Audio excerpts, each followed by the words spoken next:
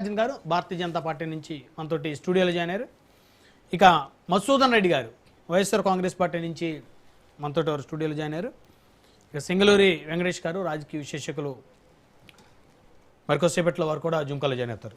Right, ముందు మనం YSR Congress party రాష్ట్ర అధికార ప్రతినిధి సీనియర్ నాయకులు మధుసూదన్ రెడ్డి గారు ఉన్నారు స్టూడియోలో. సో వారితో మాట్లాడదాం. మధుసూదన్ రెడ్డి గారు, good evening sir. Good evening sir.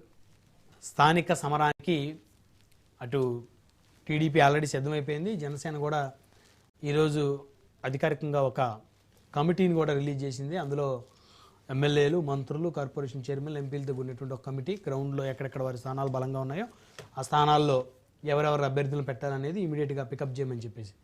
TDP already ఆ పార్టీ 4 దశాబ్దాల అనుభవం పార్టీ, సో వారికి చెప్పాల్సిన అవసరం లేదు. బీజేపీ సైతం కూడా సిద్ధమైంది. మరి వైసీపీ అయితే మీ అధినేత అయితే పిలుపునిచ్చారు, కానీ మరి గ్రౌండ్లో పెద్ద పెద్ద నాయకులు మీ పార్టీ నుంచి వెళ్ళిపోయిన తర్వాత మరి స్థానిక సంస్థలో పోటీ చేయడానికి అభ్యర్థులు బలంగానే ఉన్నారా? బ్రహ్మనాయుడు గారు, ముందుగా మీకు రాజు న్యూస్ టీవీకి యాజమాన్యానికి, అదేవిధంగా వీక్షిస్తున్న ప్రజలకి, స్టూడియోలో ప్యానల్లో ఉన్నటువంటి సోదరులు నాగార్జున గారికి, అన్న సప్తగిరి ప్రసాద్ గారికి, సింగళూరు వెంకటేష్ గారికి శుభ సాయంత్రం. సార్, ఇప్పుడు స్థానిక సమరంలో వైఎస్ఆర్ కాంగ్రెస్ పార్టీ అని ఒక వైఎస్ఆర్ పార్టీ విషయానికి వస్తే మేము డే 1 నుంచి కూడా ఎప్పుడైతే మేము ఈ యొక్క జనరల్ ఎలక్షన్స్లో ఓడిపోయామో 2024 అప్పటి నుంచి కూడా డే 1 నుంచి కూడా మేము ప్రజాక్షేత్రంలో ఉన్నాం. అదేవిధంగా ఈ యొక్క కూటమిలో జరిగేటువంటి అన్యాయాల్ని, అక్రమాల్ని, రైతులకు ఏ విధమైనటువంటి అన్యాయాలు చేస్తున్నారు, మహిళలకు ఏ విధమైనటువంటి ఇచ్చిన హామీలు నెరవేర్చట్లేదు, అదేవిధంగా విద్యార్థులకు ఏ విధంగా ఫీజు రీయింబర్స్మెంట్ ఇవ్వట్లేదు, మెడికల్ కాలేజీల విషయంలో కానీ, డిఎస్సీ విషయంలో కానీ, ఈ విధంగా ఏ రోజుకు ఆ రోజు కూడా గవర్నమెంట్లో జరిగేటువంటి, ప్రభుత్వంలో జరిగేటువంటి అన్యాయాల్ని ధీటుగా ఎదుర్కొంటూ ప్రజల్లోకి తీసుకుపోతున్నారు. ఇదే కదా ఒక పార్టీ చేయాల్సినటువంటి ఇది ఫందా. దీనికోసం ప్రత్యేకంగా మేము ఎలక్షన్లకు పోవడం, మాకు ఎలక్షన్లకి ఓటేయండి అనేటువంటి పార్టీ కాదు మాది. యాక్చువల్గా ప్రజల కోసం పోట్లాడతాం, మా సేవలను చూసి మీరు ఓట్లేయండి అనేటువంటి పార్టీ. ఇటువంటి క్రమంలో వైఎస్ఆర్ కాంగ్రెస్ పార్టీ ఉంది. ఏ క్షణంలో ఎలక్షన్స్ వచ్చినా సరే జగన్మోహన్ రెడ్డి గారు కానీ, వైఎస్ఆర్ కాంగ్రెస్ పార్టీ కానీ ముందుకు పోవడానికి చాలా సిద్ధంగా ఉంది. మాకు భయం అనేటువంటిది అస్సలు లేదు. మేము ఎవరిని చూసి భయపడేస్తున్నటువంటి అవసరం కూడా లేదు.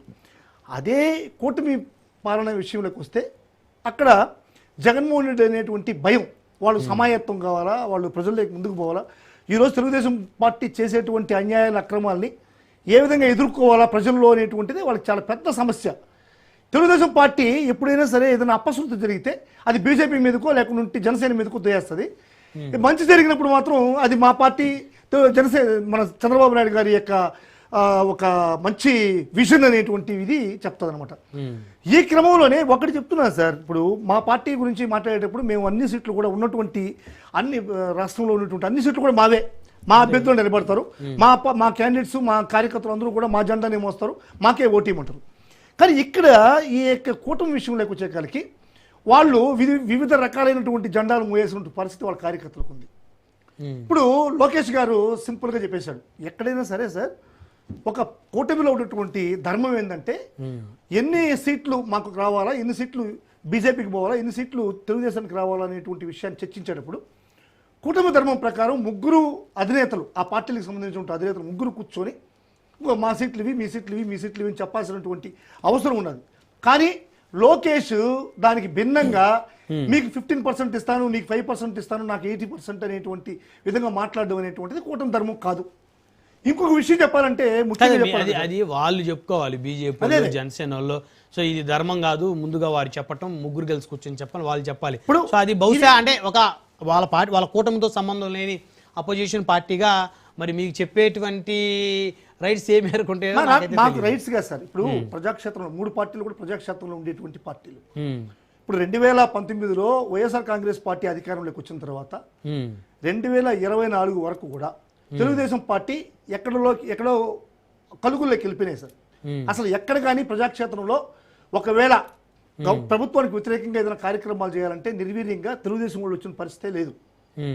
మొత్తం పోట్లాడింది కూడా మొత్తం టోటల్గా కూడా వైఎస్ఆర్ కాంగ్రెస్ పార్టీకి వ్యతిరేకంగా జనసేన కార్యకర్తలు కానీ, అదే వేరే మహిళలకు మాత్రమే పోట్లాడారు. కానీ ఈరోజు వైఎస్ఆర్ కాంగ్రెస్ పార్టీకి వ్యతిరేకంగా పోట్లాడినటువంటి వీర మహిళలు కానీ లేకుంటే జనసేన కార్యకర్తలు కానీ ఎంత నిర్వీర్యమైనటువంటి పరిస్థితుల్లో తెలుగుదేశానికి లోబడి పనిచేయాల్సి వస్తుందో మనం అందరం కూడా చూడాలి.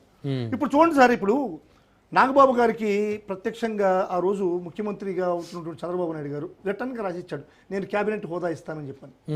ఇప్పుడు క్యాబినెట్ హోదా ఇచ్చాడా? కనీసం క్యాబినెట్ హోదా ఇవ్వలేదు కదా.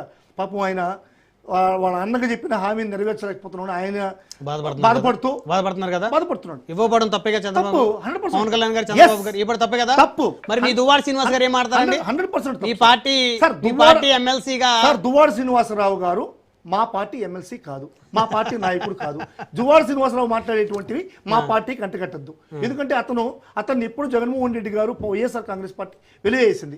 ఆయన మాటలు మా పార్టీకి అంటకట్టబాకండి, మా పార్టీకి ఆయనకి సంబంధం లేదు. వెలివేసింది ఆయన కలపండి, నో ఇష్యూ. ఇప్పుడు జగన్మోహన్ రెడ్డి గారి మాటలు నేను చెప్తున్నాను కానీ నా మాటలు కాదు సార్. ఇప్పుడు ఆయన వైఎస్ఆర్ కాంగ్రెస్ పార్టీ నుంచి బహిష్కరించబడ్డటువంటి ఒక నేత బహిష్కరింపబడ్డాడు సార్. అదే తెలుగులో ఇంకా పర్యాయ పదాలు ఇవన్నీ. ఇప్పుడు బహిష్కరింపబడ్డా అక్కడ వెలివేశాడు అనేటువంటిది పర్యాయ పదాలే. ఇప్పుడు ఆయన చేసేటువంటి వ్యాఖ్యలన్నీ కూడా మా పార్టీకి మాట్లాడడం అనేటువంటిది, అంటకట్టడం అనేటువంటిది అన్యాయం, అక్రమం. నేను దాన్ని ఖండిస్తున్నా. ఇప్పుడు ఆయనతో కూడా నాకు మంచి సంబంధాలు ఉన్నాయి, నాకు మంచి మిత్రుడు. దానికి పర్సనల్ గా నేను తీసుకోవట్లేదు. కానీ ఆయన చేసినటువంటి కార్యక్రమాల వల్ల పార్టీ దెబ్బతింటా ఉంది. రేపు నేను కార్యక్రమాలు చేసినా కూడా నన్ను పార్టీ వెలిస్తుంది సార్. నేను కూడా స్వాగతించాలా? ఖచ్చితంగా స్వాగతించాలి. రేపు మళ్ళీ ఆయన్ని మీ పార్టీలో రానిరుగా సార్. అది జగన్మోహన్ రెడ్డి గారి విజ్ఞప్తి. మళ్ళీ ఇదేంటండి సార్? జగన్మోహన్ రెడ్డి గారు ఆయన సార్ ఇప్పుడు అవన్నీ కూడా ఒక డిబేట్ లో వచ్చే, నేను వైఎస్ఆర్ కాంగ్రెస్ పార్టీ అధికార ప్రతినిధిగా నా నిర్ణయం కాదు అది.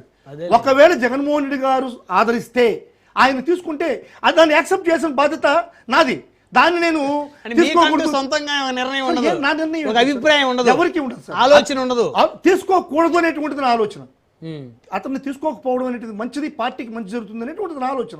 నా ఆలోచనని జగన్మోహన్ రెడ్డి గారు బేఖాతరు చేయొచ్చు, లేకుంటే ఖాతరు చేయొచ్చు. దాన్ని మనం జగన్మోహన్ రెడ్డిని శాసించేటువంటి శక్తి కానీ ఎవరికి కానీ ఆయన కింద పనిచేసేవాళ్ళం మేము. అన్ని పార్టీలు కూడా అంతేనండి. అంతే.